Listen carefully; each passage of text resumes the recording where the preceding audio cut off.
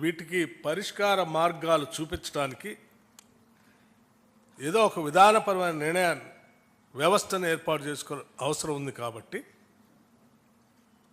ముందుగా రెండు రాష్ట్రాల ముఖ్యమంత్రులతో సహా ప్రతినిధి బృందాలు అందరూ కూలంకషంగా చర్చించిన తర్వాత ఒక నిర్ణయాన్ని రావటం జరిగింది. ఆ నిర్ణయం ఏంటంటే, వీటి పరిష్కార మార్గాలు చూడటానికి ముందుగా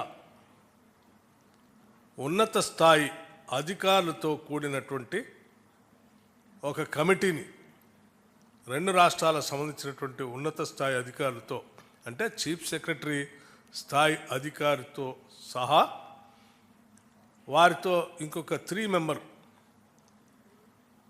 ఈచ్ స్టేట్కి 3 మెంబర్స్ కలిపి ఒక కమిటీని వేసి కొద్ది రోజుల్లో, అంటే అనగా ఒక 2 వారాల లోపల సమావేశమై సాధ్యమైనంత వరకు వాళ్ళ స్థాయిలో పరిష్కారానికి వచ్చేటువంటి అంశాలని చర్చించి పరిష్కార మార్గాన్ని ఎత్తడం కోసం ఒక కమిటీ వేయాలని నిర్ణయించడం జరిగింది. ఈ ఉన్నత స్థాయి అధికారుల కమిటీ ద్వారా కూడా పరిష్కారం కానటువంటి అంశాలు ఏమైనా ఉంటే రెండు రాష్ట్రాలకు సంబంధించిన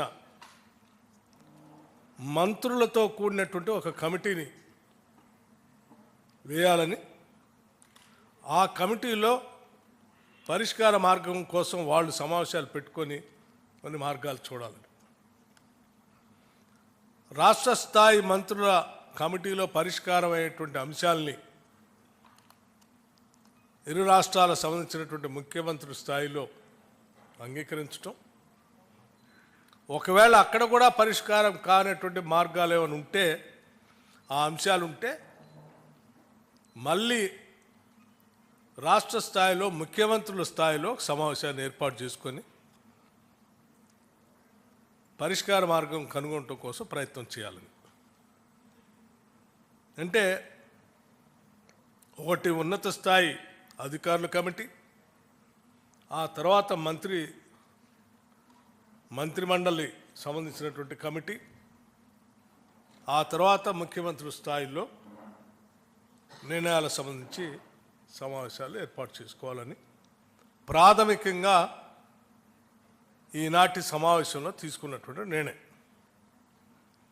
అలాగే ఇంకొక అతి ముఖ్యమైనటువంటి నిర్ణయం కూడా తీసుకోవడం జరిగింది. తెలంగాణ రాష్ట్ర ప్రభుత్వం ప్రతిష్టాత్మకంగా తీసుకున్నటువంటి యాంటీ నార్కోటిక్స్, అంటే డ్రగ్ ఫ్రీ రాష్ట్రంగా ఈ రాష్ట్రాన్ని తీర్చిదిద్దటం కోసం ఒక ప్రత్యేకమైనటువంటి డ్రైవ్ని తీసుకుంది. అడిషనల్ డీజీ స్థాయి అధికారిని నియమించి